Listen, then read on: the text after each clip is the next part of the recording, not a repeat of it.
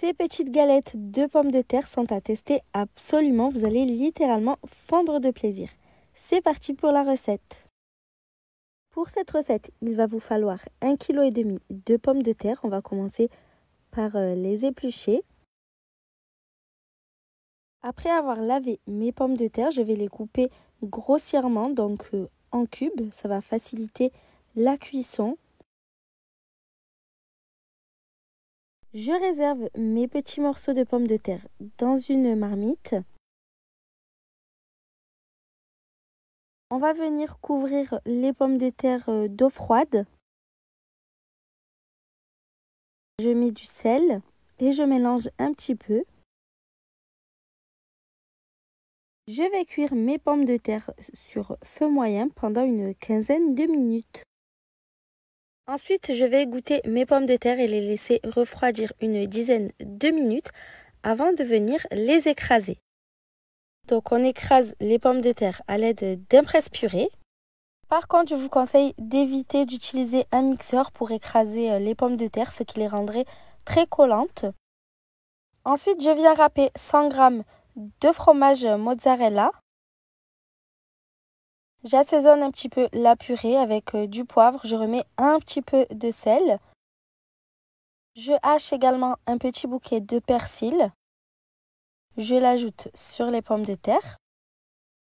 Pour terminer, je vais mettre l'équivalent de 3 cuillères à soupe de maïzena, donc la fécule de maïs. Et ensuite, on va venir amalgamer le tout. Ensuite, j'ai préparé 2 œufs battus, 200 g de farine et 200 g de chapelure. Et j'ai préparé également mes tranches de charcuterie et mes petits blocs de fromage. Donc le but étant de faire des galettes de pommes de terre de la même taille que vos tranches de charcuterie. Donc pour ma part, j'étale ma galette de pommes de terre sur ma main.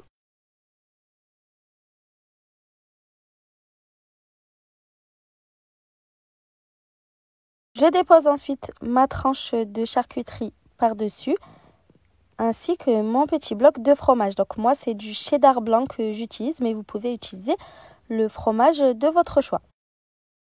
Après ça, je prends une seconde petite boule de pommes de terre et je l'étale par-dessus.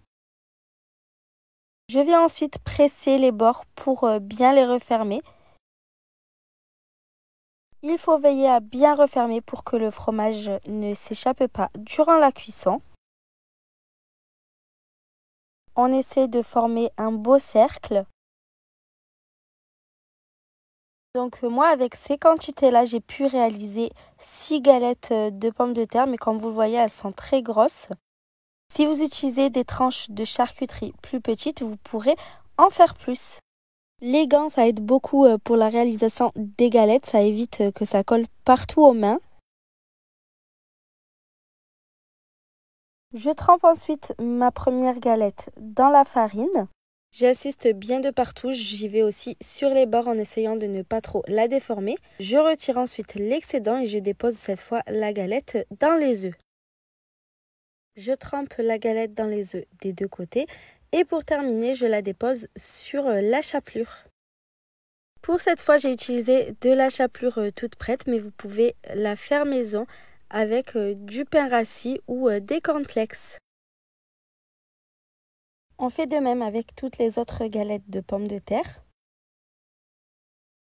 On va ensuite déposer les galettes dans l'huile très chaude et les faire dorer pendant 5 minutes de chaque côté. Donc à mi-cuisson, je retourne la galette. Je vous montre ma petite technique pour éviter d'éclabousser.